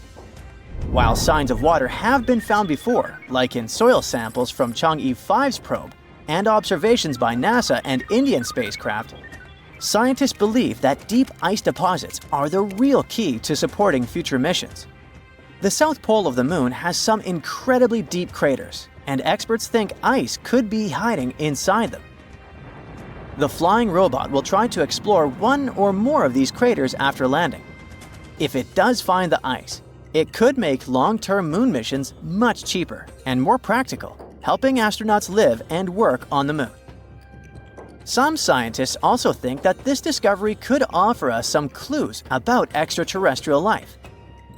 In any case, whether we find water on the moon and learn to deal with that pesky dust or not, the recent discovery of those young lunar ridges is a game changer. If the moon is still geologically active, it means we don't know as much about our closest neighbor as we thought. What else could the moon be hiding? Are we really prepared for the idea that this lifeless satellite might actually be more dynamic than we imagined? Future missions, which might not be as safe as we once believed, will probably show. The space crew had been getting ready for the launch for over 3 years. The preparations for landing on the strange planet included gathering and studying rock samples in the Grand Canyon, exploring ancient volcano formations in the Nevada National Security Site, and looking into gas and lava vents, lava lakes, and pit craters in various locations in Hawaii. To be able to resist microgravity conditions, they learned how to walk obliquely by being strapped and suspended sideways and trying to move along walls. They had to test their limits through intensive diet and sleep regimens to make sure they'd be safe in outer space. It took them 3 days, 3 hours, and 49 minutes to reach the surface of this new world in a place called the Sea of Tranquility. They could have gone for the Ocean of Storms or the Central Bay, but they chose this place to land because it had good visibility and it was relatively smooth and easily reachable with as little propellant as possible. One of the first things they noticed when they got there was that, well, the place kind of smelled. This may sound like the beginning of a science fiction novel, but it's actually the true story about how the Apollo 11 mission landed on the moon on July 20th, 1969. Since then, the moon has had 12 human visitors to this day. We think of it as our neighboring space buddy, but there's still much we don't know about this mysterious satellite. And that should come as no surprise, since the moon is actually always showing us the same face. That is because the Earth and its only permanent natural satellite are in synchronous rotation, which makes us think it's always permanently still. The truth is, it's not in a fixed position, and it is actually moving further and further away from the Earth each year by 1.5 inches. Believe it or not, the Earth and the Moon, although being 238,855 miles apart, deeply influence each other. While the Moon is partially responsible for the tides of the seas and oceans on our planet's surface, our Earth is actually to blame for movement on the Moon. They're called Moonquakes, and they last way longer than earthquakes, some of them up to half an hour. It may look perfectly round to us on a warm summer's night, but the Moon is actually oval. The lemon-like shape is caused by the Earth's gravitational pull. Our moon features more than footprints when it comes to traces of humans. In 1969, American astronauts left many objects on the surface of our satellite, such as 2 golf balls, a drawing by famous artist Andy Warhol, and a message from Queen Elizabeth II herself. One of the last people to walk on the moon to this day, an astronaut named Eugene Cernan, scribbled his daughter's initials on the moon's surface in 1972. Since it appears there's no wind or any other type of weather change there, the letters TDC could remain there permanently. It's actually possible to be allergic to the moon. Harrison Jack Schmitt, an astronaut from the Apollo 17 mission, spent some time in a valley in the Sea of Serenity, then climbed back into the crew's lunar module, but had some moon dust on him. Just as he removed his spacesuit, he got red eyes, sneezing fits, and other allergic reactions that lasted 2 hours. Since it's so close to us, we've established that the moon has a time zone of its own. We call it the Lunar Standard Time, but it doesn't correspond to time on Earth. To get an equivalent, the explanation is a bit more complex, but in simple terms, a year on the moon is split up into 12 days, each one about as long as a month on Earth. Each one of these days got its name after a different astronaut who has walked on the moon. The start date of this calendar coincides with the moment Neil Armstrong walked on the moon. So, the Lunar Year 1, Day 1, began on July 21st, 1969 at 2:56:15 Universal Time. Since the moon has a very thin atmosphere, it has some pretty crazy temperatures, both hot and cold. They can go up to 200 degrees Fahrenheit. Over by the moon's poles, however, the temperature is always at around minus 400 degrees Fahrenheit. Humans have tried to trace the connection between our natural satellite and the Earth for as long as we can remember, coming up with words to explain why the moon's existence influences us so.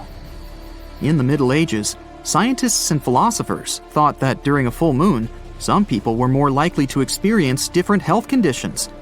Because they saw this inexplicable connection to the full moon, people with these symptoms were named lunatics, or at times, literally, moonsick. People are not the only creatures living on Earth that are affected by moon cycles.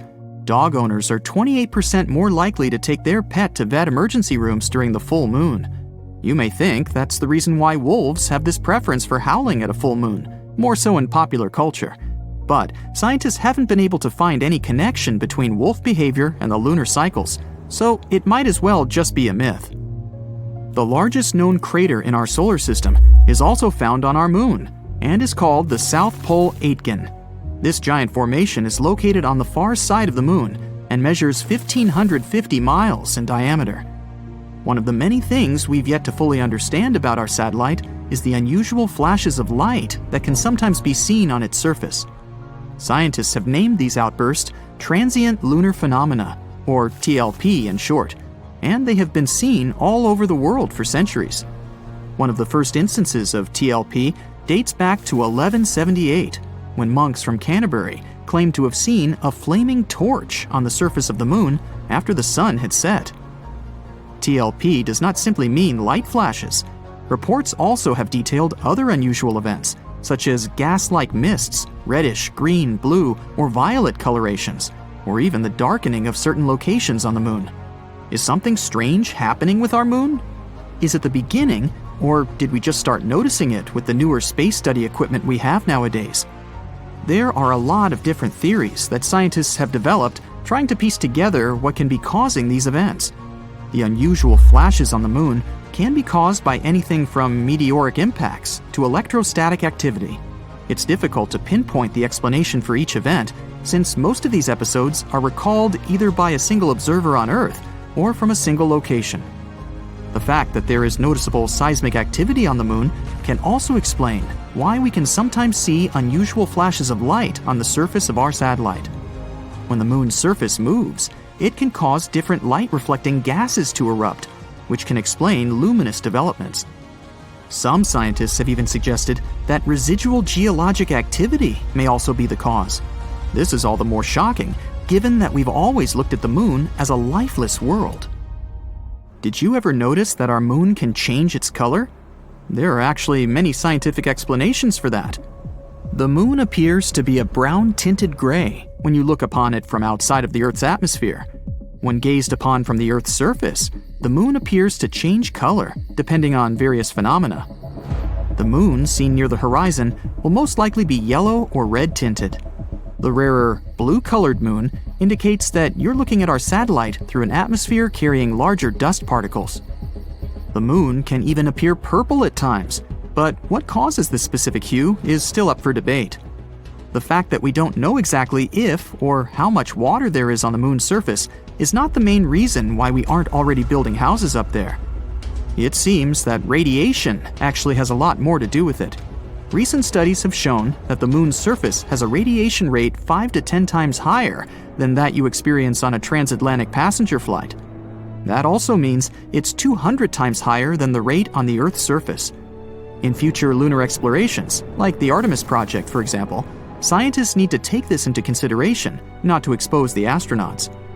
Named after Artemis, Apollo's sister, this program aims not only to place astronauts on the lunar surface in the future, but also to build some sort of an establishment there to study the moon in safe conditions. While the project started in 2017, the first planned mission is set for launch in summer 2022, with an estimated duration of 25 days. The space object, with no crew on board, is planned to reach lunar orbit and safely return with sufficient data for the next 4-person mission scheduled for May 2024. Artemis 3, 4, and 5 are expected to be launched in 2025, 2026, and 2027 respectively, each with a planned duration of approximately 30 days.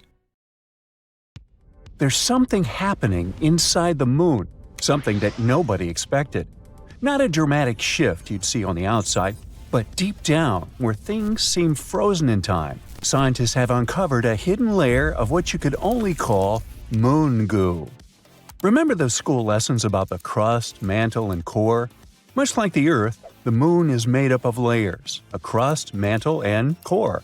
However, the moon's core is much smaller compared to ours. Earth's core is huge. It makes up about a third of our entire planet's mass. The moon's core makes up only about 1 to 2% of its mass, and its diameter is about 1/5 the diameter of the moon itself. It's surrounded by a hard, rocky mantle. But it turns out that between these two layers, that mysterious goo layer, and it's way more important than you might think. The layer is soft and partially molten, ebbing and flowing like the tides in our oceans. It rises and falls, stretching and shifting as if it were alive. Its movement isn't chaotic, but subtle and regular. We always knew that the moon influences our seas and oceans, causing tides with its gravity. But it turns out that we influence it back.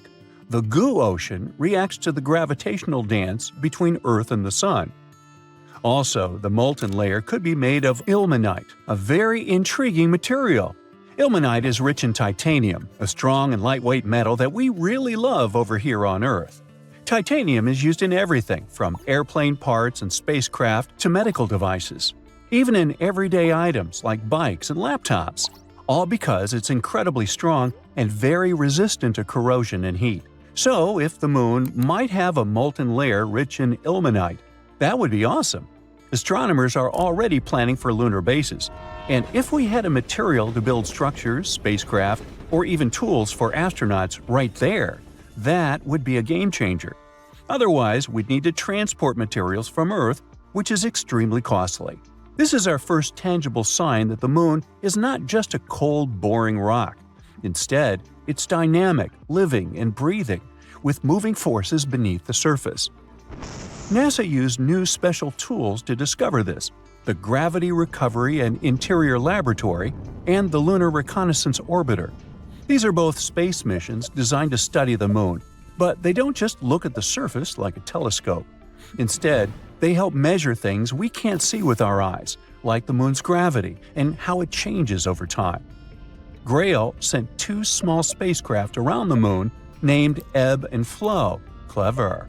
The idea was for these spacecraft to fly close to each other and measure tiny differences in the moon's gravity as they go.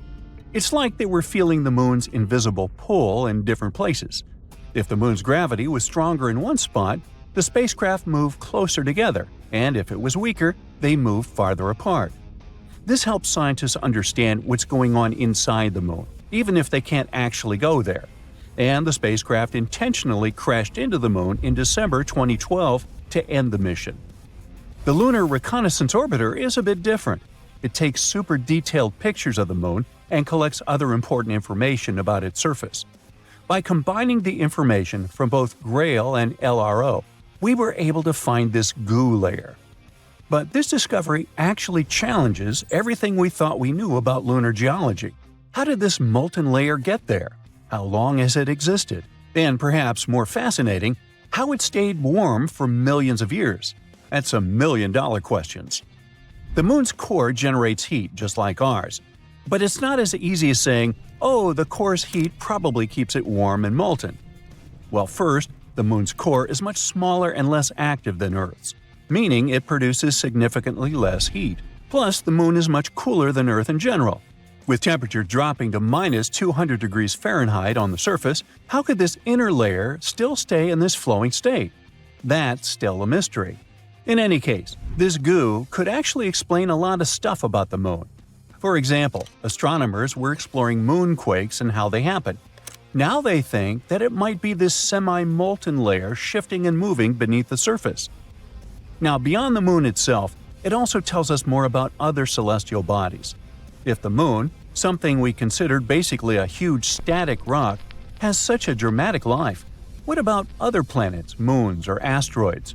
Could they also hide similar hidden movements beneath their surfaces? We can even understand our own planet better, learn more about how tides and similar stuff works. There are so many great discoveries we've been making on the moon. Recently, we found some awesome stuff beneath the surface, massive caves hidden for millions of years. For over 50 years, scientists have suspected that the moon's surface is full of underground tunnels and caves. These are known as lava tubes because they were formed by lava. Duh! Millions of years ago, the moon was pretty unstable.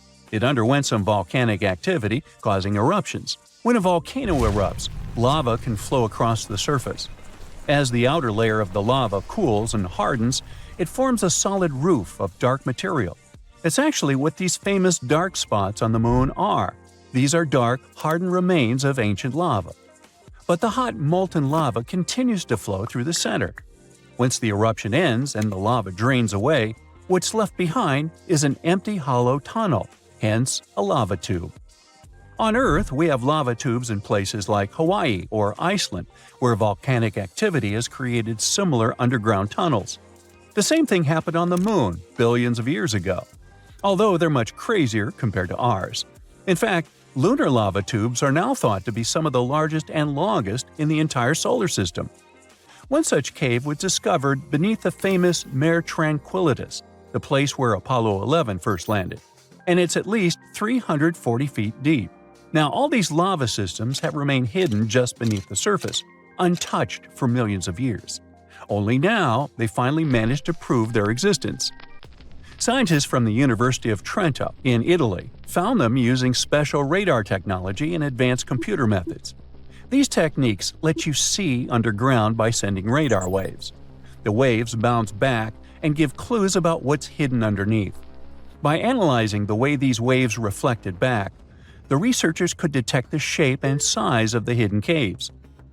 Now, the best thing about this discovery is that we could build all our bases there. These caves protect from radiation, harsh winds, and meteoroids. NASA even found evidence that some of these caves stay at a steady 63 degrees Fahrenheit. That's some crazy coziness for the moon. And on top of that, there could even be some water there. So humans could take shelter inside these natural tunnels and build entire colonies on the moon. And I know what you're thinking. Could unexpected lunar monsters hide deep in those caves? Well, sure. There's a huge potential for exploring these caves and finding some awesome stuff. But even if we manage to find a miracle, like small life or microbial organisms, there's a 99% chance that there won't be actual animals or monsters. It would just be impossible for them to develop in such conditions. But it would make a great horror movie. Researchers want to send robots or drones to explore the tunnels first, and then see if they're safe enough for humans. And it's not just the US getting in on the action. China is also investigating the possibility of using these moon caves as a future base, showing that the race to explore and settle the moon is heating up. Our moon exploration project started out in 1969. Sure, there have been some problems along the way, but astronomers are certain we'll get back up there pretty soon and with better knowledge and technology. However, there's an 800-year-old trick that might become way more useful than fancy GPS tech and powerful rockets. It's called the Fibonacci sphere. Some scientists at a Hungarian university stumbled upon this idea while studying the moon. They believe it might be useful to better understand how the moon spins and how it's a bit squished while it goes around Earth. You might believe that our planet and its satellite are these perfect little spheres floating in space. Well, that's not true. They are in fact like slightly deflated soccer balls because of all the gravity, rotating movements, and tides. The GPS technology we use here on Earth is already adapted to these less than perfect ball proportions. Remember, our planet is a bit flattened at its poles. If we're going to make a map system for the moon, we need to do the same for its shape, called a solenoid, or what scientists call the moon's version of our Earth's shape. Since the moon is less compressed than our planet, scientists have been taking a shortcut until now. They've been looking at our satellite as a simple ball shape. However, with all these new projects coming up in the following decades and even some exciting trips we might end up having on the moon, we need to be more precise. Scientists now believe we should get the real data and start drawing an accurate picture of the moon. Here's where the Fibonacci sphere comes in handy. It's a clever solution that's been used by mathematicians to spread points out evenly on a ball. Scientists recently used it to map around 100,000 spots on the moon using data previously collected by NASA.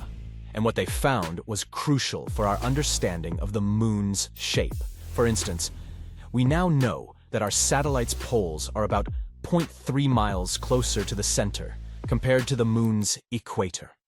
Sure, it might seem like a tiny detail, but if we adjust our GPS software accordingly before we land on the moon again, it might save us from getting lost up there. This level of math hasn't been done since the 60s for the moon, but we already know it works wonders here at home, so it only makes scientists better prepared for future missions. This isn't the first time people have used Fibonacci's findings to come up with clever solutions. We've also seen it put to work in finance, agriculture, and in computer science. Let's see where it all came from. Legend has it that the Italian mathematician Fibonacci wasn't really that interested in mathematical sequences at first, but rather in rabbits? So, he came up with this interesting puzzle. What happens if you place a pair of rabbits in a certain space for a year? He also set some theoretical rules. For starters, all those bunnies come in boy-girl pairs, and they can start reproducing after just a month. Each month, each bunny pair adds one more pair of bunny offspring. The last rule was that all bunnies would be invincible for the year. Doing the math, he got this series of numbers. 1, 1, 2, 3, 5, 8, and so on. If you look at this series again, you'll notice that every number is the sum of the two before it. The first two, that's your starting bunny pair. Next, you'll see the number 2, which is the first pair and their first offspring pair. Word caught on about this interesting sequence, and math lovers began studying it more closely. They started seeing this pattern very often in nature, like in how leaves grow on a plant or how seeds arrange on sunflowers. There's even a little experiment you can do to check it out. Start by grabbing some paper and a pen. Try drawing the Fibonacci spiral. Start with a tiny circle, then go bigger and bigger using those Fibonacci numbers. The first circle should just be a tiny dot on the paper, or the equivalent of 0. Next circle, 1 unit. Another circle, still 1 unit. Keep it going and you'll see that the circles form this spiral pattern. Even as it continues to grow, it keeps its shape. You might have also stumbled upon the Fibonacci spiral as a symbol of hypnosis. In all fairness, there's little evidence you can confuse someone by making them stare into a spiral for a while. But its effects on our focus and our optic nerves can't be ignored. After you've stared at a spinning spiral, you might see how objects get smaller or bigger depending on the direction of the swirl. It's easy to understand why some experience this sensation as hypnotizing. This interesting series of numbers appears in our day-to-day lives, even if we don't notice it. It can also be used in more practical instances, like converting miles to kilometers. Let's look at the series 1, 2, 3, 5, 8, 13. Pick any two numbers side by side. Say 13 and 21. Do the calculations and you'll notice that 13 miles is about 21 kilometers. Same with 34 and 55. Music and math might not seem like they're connected. But if you had asked the great Mozart, he probably wouldn't have agreed. It seems he was very passionate about numbers from early on in his career. He loved finding cool number patterns in music, like some sort of hidden messages. His own sister even remembered him doodling math all the time, even on the sides of his music sheets. Some scholars believe he might have even played around with the Fibonacci numbers. If that's really the case, then he might have used the ration to balance out parts of his tunes. What about other types of art? Well, it's also said that Leonardo da Vinci used the golden ratio in his masterpieces, like the Vitruvian Man and the Mona Lisa. Also, when it comes to great pieces of architecture, the Parthenon might have used this pattern too. Anytime you see buildings with columns spaced just right, you can be certain that's where the builders drew inspiration from. The Great Pyramid of Giza is another great example. There's no official record to prove it, but the pyramid's shape is so close to the golden ratio that it's kind of obvious. You'll also see this pattern appearing naturally in our environment. Go out in our garden and check to see if you have any pine cones lying around. See those scales? They're set up in a pattern according to the Fibonacci sphere. Even the bones in our body seem to be growing based on the same proportions. We've got one torso, one head, and one heart. Then there's stuff that comes in pairs. Our arms, legs, eyes, and ears, for instance. For the number 3, think about the composition of our limbs and the 3 main sections in our hand. The wrist part, the middle palm part, and our fingers, which are also split into 3, by the way. Oh, speaking of fingers, their bone lengths have this ratio too. This design helps our fingers move smoothly, especially when grabbing objects. The Fibonacci sequence can be seen in the way ocean waves curve, and how rivers split and flow too. Weather patterns can also follow this rule. Some whirlpools and hurricanes form and spread out in the same way the Fibonacci spiral does. Zoom out, and you'll see that spirals aren't just found here on Earth. They're also everywhere in space, and it isn't random. Most galaxies, including our Milky Way, are spirals. Think of it like this. Generally, stars in a young galaxy don't all appear at once. Some are faster when developing, others take their time. This makes gravity pull in different ways, making the young galaxy spin like a disk. As it spins, different levels of gravity stretch it into getting these spiral arms. On the flip side, if all the stars in a young galaxy appear at the same time, gravity just smushes it all into an egg shape, or what the astronomers call elliptical. It's dark outside, almost 2 a.m. You go outside and look at the sky, and here it is, bright, full moon. You might think you know a lot about Earth's natural satellite, but let me ask you this. How did it form? The answer is, nobody knows. But of course, there are theories. The most popular one, called the giant impact theory, claims that the moon formed during a collision between Earth and another planet. This planet must have been smaller than ours, the size of Mars, and the collision itself probably happened around 4.5 billion years ago. Another theory, called the capture theory, claims that the moon used to be an asteroid or some other wandering body. It formed somewhere else in the solar system. When it was passing by Earth, it got caught by our planet's gravity. But here is one catch. Our planet and the moon have remarkable isotopic and chemical similarities.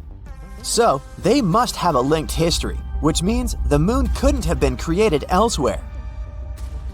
Other experts think that at some point in the past, Earth was spinning so fast that some of its material broke away. It soon started to orbit our planet. That's how the moon appeared in the sky. But again, there's one problem. In this case, the proportion and type of minerals on the moon would have to be the same as on Earth. But there are slight differences. The moon is richer in materials that form very fast at high temperatures. There's one more theory, and it's probably the least exciting. It claims that Earth's natural satellite could simply appear along with Earth during our planet's formation. Duh! But these days, a more urgent question keeps astronomers busy. Is the moon really Earth's satellite? Or are these two twin planets? The moon is big compared to our planet, about 1/4 of Earth's size. That's why some experts refer to our planetary system as a double planet. But how correct is that? If we want to figure it out, we need to give the definition to the word planet. According to the International Astronomical Union, a planet is a space body that orbits the Sun, is massive enough to have a nearly round shape thanks to its gravity, and has cleared the region around its orbit. Now, what about a satellite? It's an object in space that orbits around a larger celestial body. If we take the system Earth, the Moon, its center of gravity, called a barycenter, is inside the Earth. That's why at the moment we can't say that we live in a twin planet system. According to this definition, the Moon is the satellite of our planet. Now, let's get back to the past, like 3 or 4 billion years ago. Even though the Moon wasn't a planet, it most likely had a full-fledged atmosphere. It formed at times when powerful volcanic eruptions were rocking our satellite. Gases spread all over the Moon's surface, and it happened so fast that they didn't have enough time to escape into space. At that time, the lunar surface was covered with basins filled with volcanic basalt. Just imagine ginormous plumes of magma hurtling high into the air, falling to the ground and creating lava flows. That's how the basalt basins appeared on the surface of the Moon. At one point, scientists got their hands on samples brought from the Moon. They found out that lava flows there contained not only carbon monoxide and sulfur, but also the building blocks of water. Thanks to these samples, researchers managed to calculate the amount of gas that rose and formed the atmosphere. It became the thickest around 3.5 billion years ago and existed for about 70 million years. After that, poof, the atmosphere was lost in space. But the coolest thing? When the Moon did have an atmosphere, the satellite was 3 to 10 times closer to our planet. One computer simulation even suggests the Moon was probably up to 19 times closer than it is now. The distance between it and our planet could be 18,600 miles, while these days our satellite is around 240,000 miles away. That's why the Moon looked much, much bigger in the sky. Unfortunately, at that time, not even dinos were around to admire the view. These days, the atmosphere of the Moon is almost non-existent, and that's why the satellite can't protect itself from meteorites. The surface of the Moon is dotted with craters. For comparison, there are about 190 identified impact craters on our planet. Many of them are hidden by vegetation or covered with water. But if we speak about the Moon, the number is so much greater, several million, and around 5,000 of them are more than 12 miles across.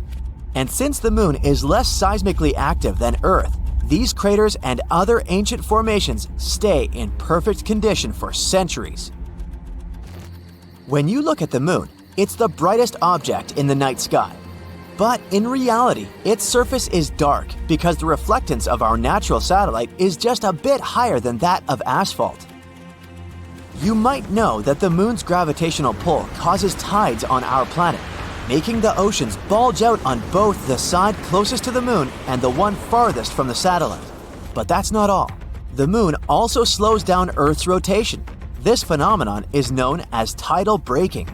It increases the length of a day on Earth by a bit more than 2 milliseconds per 100 years. The Moon is also moving away from Earth at the same rate at which your fingernails grow. That's about 1.5 inches per year. If one day the Moon floats away into space, our planet will have to live through tough times. Without the stabilizing pull of the Moon's gravity, Earth's tilt would start changing wildly, from no tilt at all, meaning no seasons, to a large tilt, resulting in extreme weather. Even though the Moon's surface is mostly dormant, Earth's natural satellite still experiences moonquakes. One theory suggests that they may be happening because the Moon is shrinking as its insides are cooling. Scientists say that the Moon has become around 150 feet skinnier than it used to be several hundred million years ago. To help you understand it, picture a grape turning into a raisin. It wrinkles while shrinking. The same is happening to the Moon. It's shrinking and it's wrinkling. But unlike the grape, the Moon doesn't have flexible skin. Its surface is hard and brittle, so as the Moon gets smaller, the crust cracks and breaks, and its sections get pushed over neighboring parts. Want to know another cool thing about the Moon? A recent study claims that it has a tail, and every month it wraps around our planet like a scarf. This slender tail is made up of millions of atoms of sodium, and our planet regularly travels directly through it. Meteor strikes blast these sodium atoms out of the Moon's surface and further into space. For several days every month, the Moon remains between the Sun and our planet. That's when Earth's gravity picks that sodium tail. Our planet drags it into a long stripe that wraps around its atmosphere. This lunar tail is totally harmless. It's also invisible to the human eye, 50 times dimmer than what you can perceive. But during those rare days, high-powered telescopes can spot its faint yellowish glow in the sky. The tail looks like a gleaming spot that's 5 times the full Moon's diameter. And the spiciest fact for you, 2 or 3 years ago, an asteroid was pulled into Earth's orbit and started to travel around the planet. Even though it was no larger than an average car, it was still a big deal. Out of more than 1 million asteroids astronomers know about, it was only the second one to orbit our planet, called 2020 CD3. It was our temporary mini-moon. It didn't stay with Earth for long, though. The asteroid followed a random orbit and slowly drifted away. Temporarily captured objects such as 2020 CD3 are rare. They need to have a specific direction and speed to be caught by Earth's gravitational pull. Otherwise, they either crash into the planet or fly in another direction. Have you ever seen the other side of the Moon? Ah, I caught you. Of course not. But maybe you've seen it in photos. In that case, have you ever wondered why the two sides look so different? Well, let me tell you. We can't see the other side of the Moon. People believe this is because the Moon doesn't rotate around its axis. But this is not true. The Moon does rotate. It just does it at the same rate as its orbital motion. This is a particular case of tidal locking called synchronous rotation. The first time we ever saw a far side was only in 1959, all thanks to the Soviet Luna missions and later the US Apollo program. Now, when Luna 3 and other spacecraft transmitted the first far-side images, they revealed a far more cratered hemisphere that looked more like Mercury or Jupiter's moon Callisto. It looked completely different from what we were used to, and that's when we learned how meh the other side is. No, seriously, just look at it. The near side can boast its thinner and smoother crust. These beautiful dark splotches are called lunar mare, the last remnants of ancient lava flows. And when I say ancient, I mean it. They're more than 3 billion years old. Meanwhile, the far side crust is thicker and crater-pocked. The lava flows had almost no effect on these impact craters. It's also devoid of any large-scale mare. Low-key looks like dried white cheese. To be honest, don't you agree that the nearby side is much more beautiful? Write your thoughts in the comments. So, only 50 years ago, we learned something about the apparent differences. But then the scientists discovered something weird. Both sides are different, even in the geochemical composition. And not only in this, our side was thinner than the far side by several miles. But where did such significant differences come from on an ordinary floating stone ball? For scientists, this was a mystery. They started coming up with a lot of theories. The melted moon theory was the main one for a while. It said that it was the Earth's fault that our moon looks like this. This happened several billion years ago. The moon was born because of a collision. One day, an object about the size of Mars crashed into the Earth. At that moment, a piece broke off from it, which later became the moon. However, this piece was somewhere 15 times closer to Earth than it is now. Some scientists created pictures of the so-called early moon. Unlike our cute little white ball, the early moon was a strange-looking, boiling scarlet ball. That piece didn't leave us after the separation. It became tidally locked very soon after. The Earth after the collision was still an incandescent nightmare, full of fire and lava. It was boiling at a temperature of 4,500 degrees Fahrenheit. And since the moon has always been turned toward us with one side, this side has melted down a little. This would explain why the moon's surface, the so-called mantle, is thinner on the near side than on the far side. During the boiling of the Earth, certain elements evaporated from it.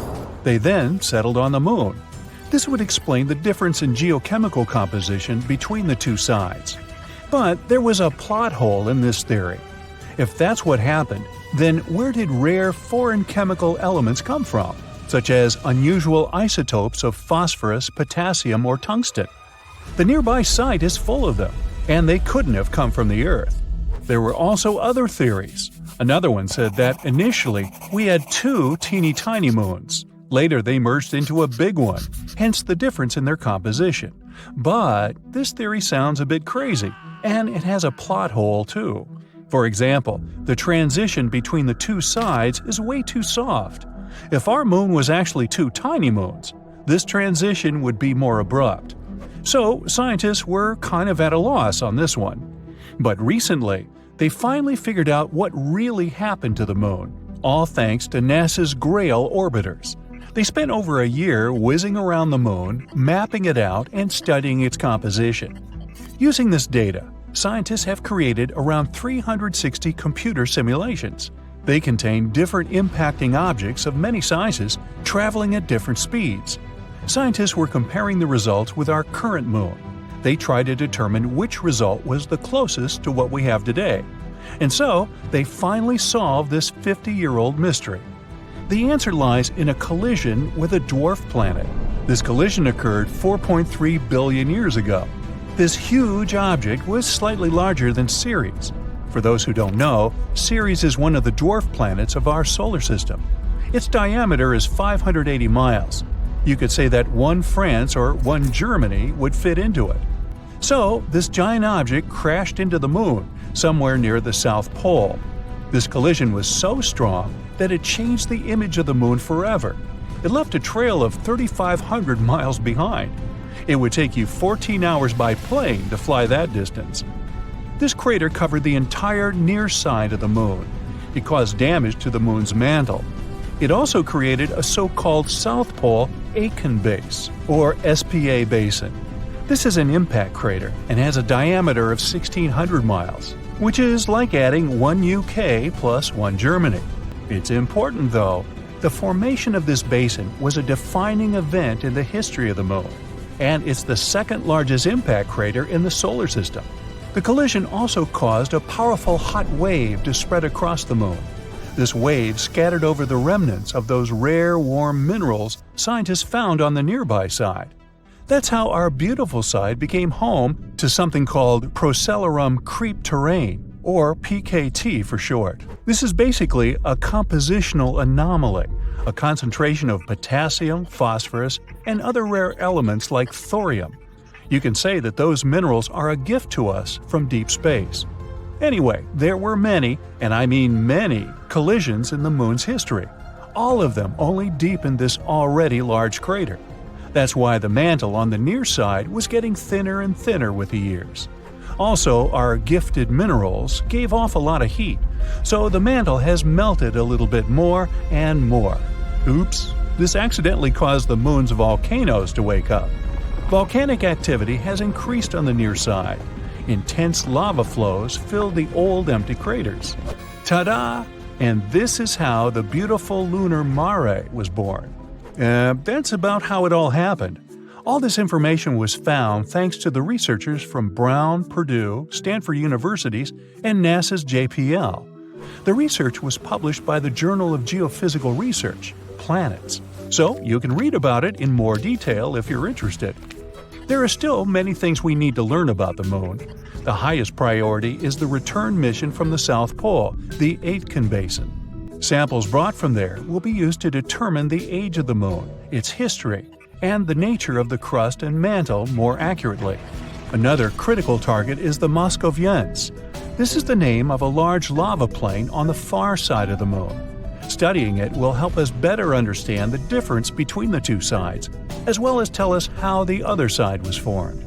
All this knowledge is significant for understanding the history of the Moon, but it's also handy for space exploration in general. Scientists use the Moon as a reference point to determine the age of other planets and entire worlds in space.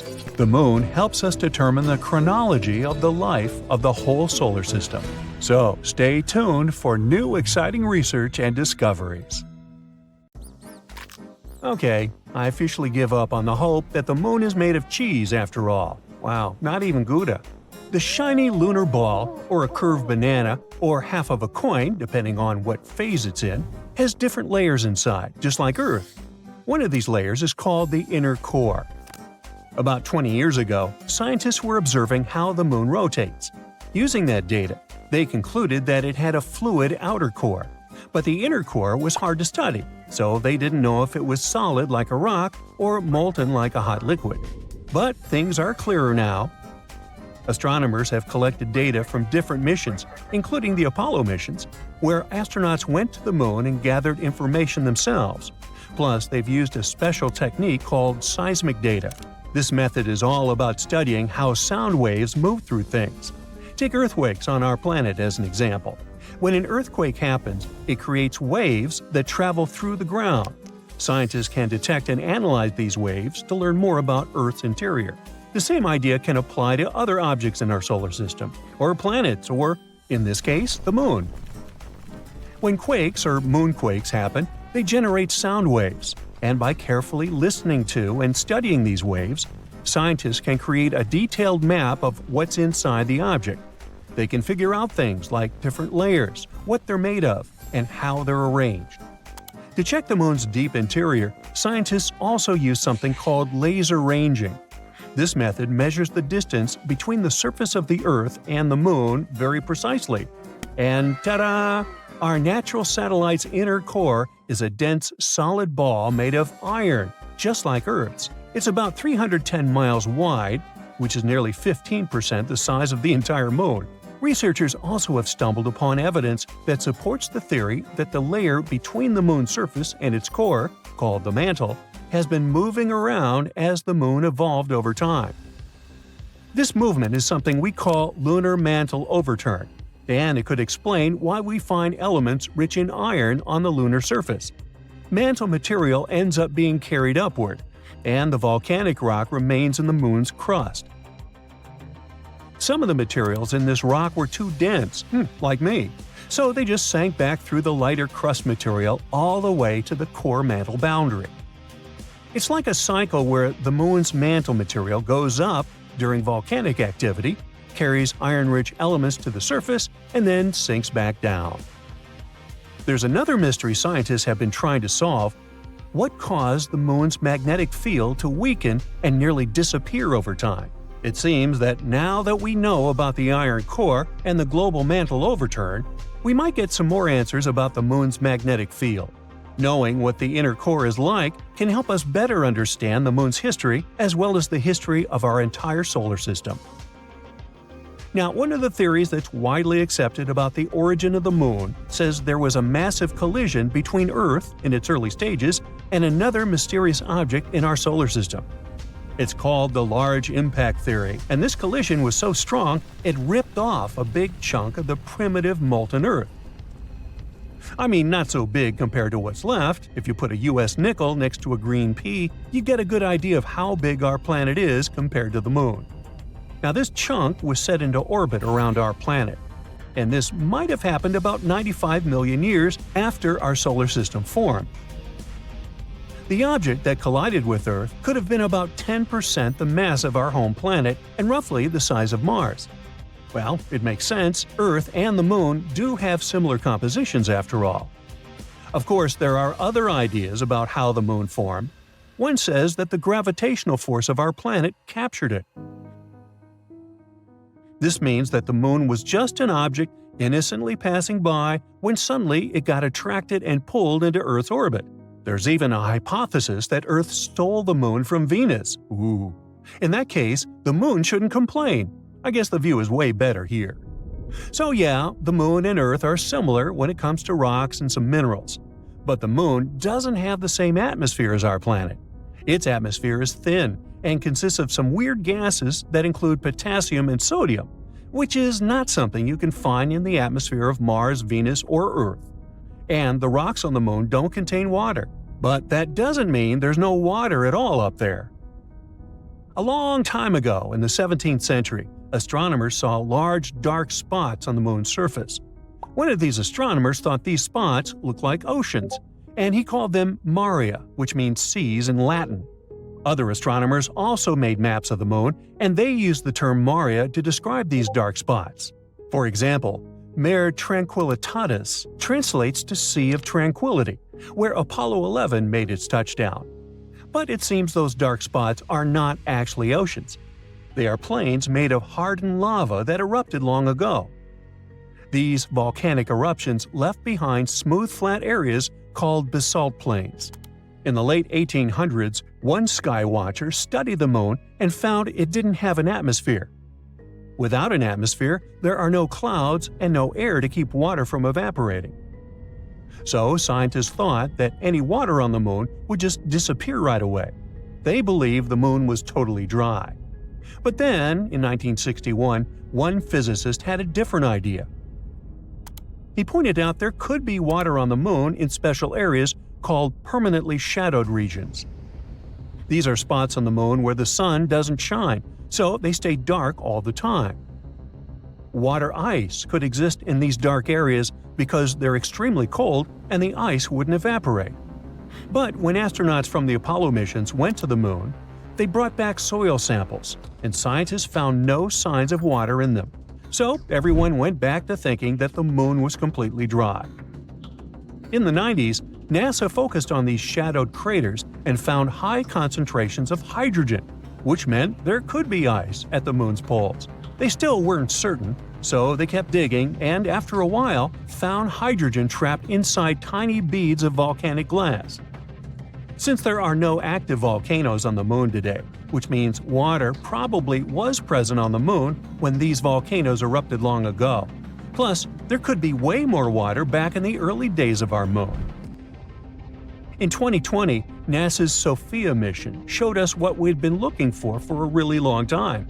There is water on the Moon after all. It turns out the water is hidden within the grains of lunar dust or sticking to the surface in the sunlit areas of the Moon. So there are no oceans like we have on Earth, but at least there's something. The question remains, how did water even get there? It seems the Moon had a chaotic history back at the time when it was forming, as probably most of the planets and moons in our solar system.